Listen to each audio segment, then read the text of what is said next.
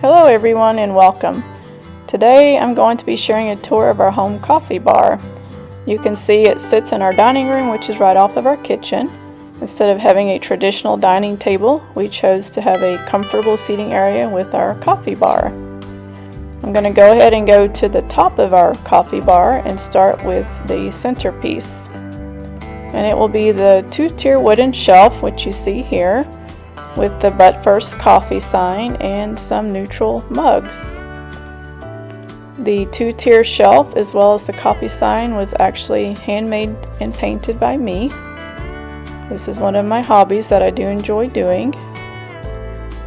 And off to the left I'm going to show you the First coffee maker with some other items as well.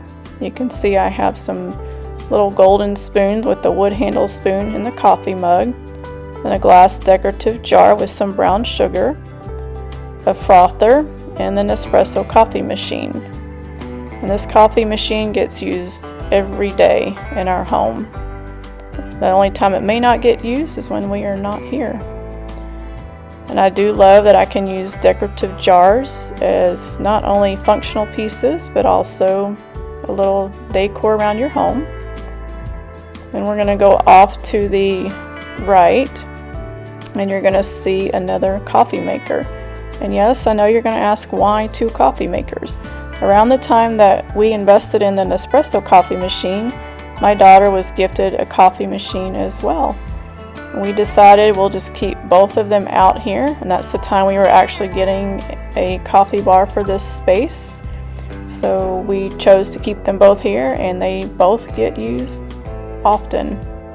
And then our syrups sit in the round wire decorative basket, which you see here. I love that baskets can be used for storage as well. Now I'm going to take y'all to the drawers. The first one holds the Nespresso pods as well as the straws. I love these storage containers. These are some of my favorite containers that I get at Target. They are semi-clear. You can see that they organize our Nespresso pods very nicely. Our stock is low, it just needs to be restocked, but I just wanted to show y'all how they're organized. And you can see I do have the drawer liner, which I love using drawer liner to keep things from sliding where I can. And then the semi-clear containers allows you to see through to the bottom of the drawer. And then the middle drawer is pretty spacious. I just don't have a lot in there, so I'm not going to open it today, but I will go to the right-sided drawer. And you're going to see I store my teas in here. I am a big tea lover, so I have lots of teas. You can see how they're all organized in their categories. And then I want to share with y'all another fun storage container is the little fruit basket I have in here. I also have some in the kitchen and change them out seasonably, but I just wanted to show y'all how these are great for storage too. These look beautiful on the countertop, so you can keep them out on the counter as well. One more look at the tea drawer, and then we're going to go down to the cabinets. We have lots of cabinet space in this piece. There are two side cabinets and then the middle cabinet with the glass. I love the glass because then you can see through to see what decorative pieces are down there, which actually would be functional for us since they're coffee mugs. Now I'm going to show y'all this cabinet. It stores seasonal mugs. I love that I can pull these mugs out, and I usually put them on that two-tier tray that you see at the top depending on the season. And then the top shelf is extra space where I can store candles and some little fun decorative pieces that I pull out at the holidays. And then we'll go back to our big cabinet at the right, which is the main cabinet. You're going to see most of our coffee mugs here. So we do have some more of the neutral mugs.